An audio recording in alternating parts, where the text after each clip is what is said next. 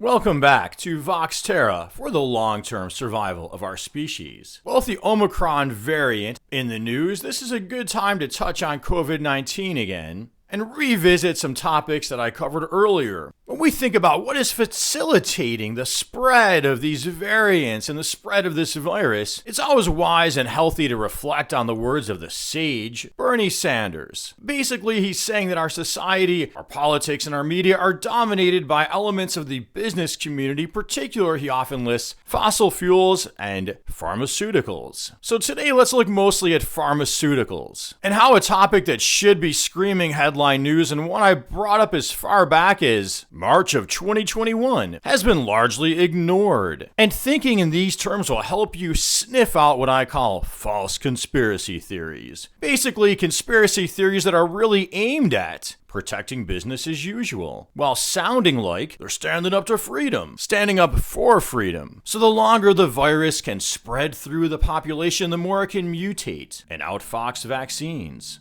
Well, this spreading is facilitated by the lack of vaccines across the planet, as well as the way our economy is set up, its inability and unwillingness to shut down and pause to prevent the spreading of a deadly disease. And I would also argue that those same economic factors, this inability to pause, is pumping our Earth full of greenhouse gases, which is heating our planet and causing all these critters and life forms to get on the move, start interacting, and facilitate the spread of new disease. So why has so much of the world not had access to vaccine? Well, the dominant narratives would paint it like this. On the liberal side, we in the wealthy nation should be helping them out. And on the more so-called conservative side, depending how you define conservative, well, we can't afford to. But that misses a really big issue, which is called vaccine patent sharing. Basically sharing that patent, the formula for how to make vaccine, with other nations that have the capacity to manufacture vaccines, like India and South Africa, for example. So the issue becomes less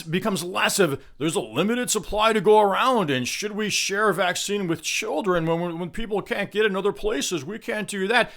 You sidestep the whole thing. You can sidestep the whole vaccine apartheid issue. Open up manufacturing to other nations who can do it. Let them have the patent. So citing to both Pubic Citizen, a Ralph Nader started group, as well as Doctors Without Borders, their basic take on this is that these vaccines were facilitated by government spending, yet the patents are owned by only a few major corporations. And because of World Trade Organization rules, those patent monopolies are protected. Those corporations govern how and where the vaccine is produced and distributed. So going way back to October of 2020, citing from Doctors Without Borders, India and South Africa were both calling on the World Trade Organization and world governments to share any patents for vaccines that may emerge, because they rightly anticipated those patents would not be shared. Well, during this time period, the Trump administration led a handful of nations opposed to anything of what was called a waiver of those patent rules. Now note here that the Trump administration portrayed itself as standing up to Big Pharma, yet here they were protecting Big Pharma. I remember seeing campaign ads, and note too how the media ignored that issue and allowed this claim to circulate among Trump-supportive media outlets that he's the one standing up to these big companies, creating an opening for what I call the false conspiracy narrative.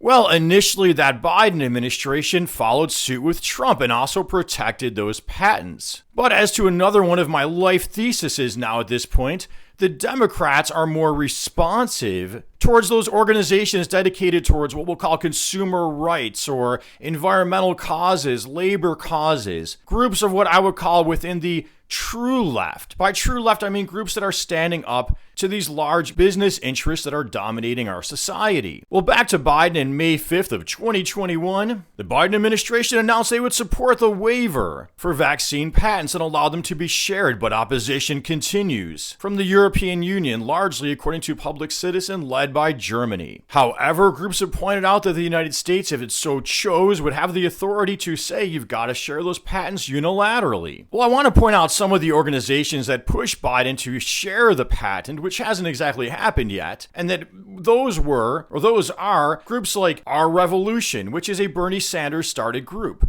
Move on, which we would consider on the left generally, many environmental and labor organizations, including Sierra Club, Greenpeace, Center for Biodiversity, as well as, I really want to point out, underreported are Catholic and religious organizations in the mix. And I want to point that out because when I listen to Catholic radio, and I do not hear those Catholic groups represented. Groups like the Franciscan Action Network, Holy Cross International Justice, and Network Lobby for Catholic Social Justice, as well as something called the Center for Digital Democracy is another group that signed onto a letter, and I will post you a link to that letter that petitioned the Biden administration to waive those patent rights. So now whether you're accepting the pharmaceutical industry's arguments that these patents shouldn't be shared, even though they were funded by public money, or not, it should send you a red flag that this issue is ignored in the media, and you should begin to think about, well, what are the connections between the pharmaceutical industry and other industries and our media? Well, so when this vaccine patent sharing does make some news, like on Fox,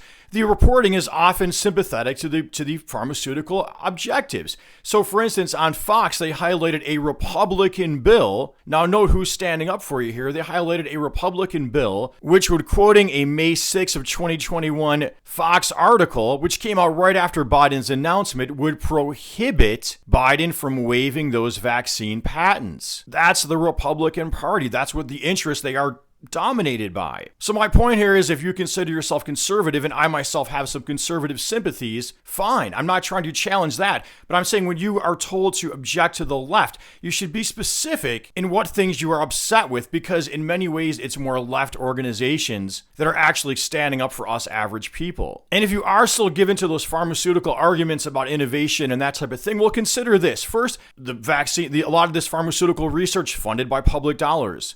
Number two, those researchers themselves, how much are they really making as compared to the executives or those doing the marketing? Consider socialist Cuba, this was really underreported in our media. They came up with their own vaccine. Well, how are their researchers paid? So how much are market-driven incentives really driving this innovation, as opposed to just we have intelligent people who like to dig into a project and really research. And they're going to do that whether they're making $50,000, $60,000, or $100,000. Also consider some of the initial RNA research, I believe, according to my earlier research on this, came from the former Soviet bloc during the 80s. And another argument put out by, I believe, to be pharmaceutical lobby interests is that, well, you can't just go sharing these patents with other countries. They're going to mess it up when they make it.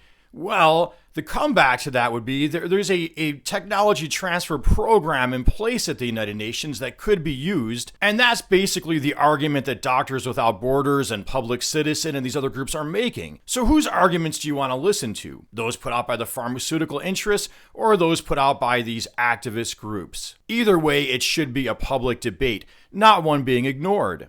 But the biggest issue I want you to take away here is just, if you're buying into these conspiracy theories, are these conspiracy theories really aimed at protecting business as usual? And you should also consider where the real conspiracy is, meaning those connections between these vested, powerful industries and our media and our politicians, and how that affects our thinking. And until next time, if you found this interesting, helpful, useful, please subscribe, click that notification bell so you know when I'm putting up a new channel, comment, like, and until next time, peace be with you.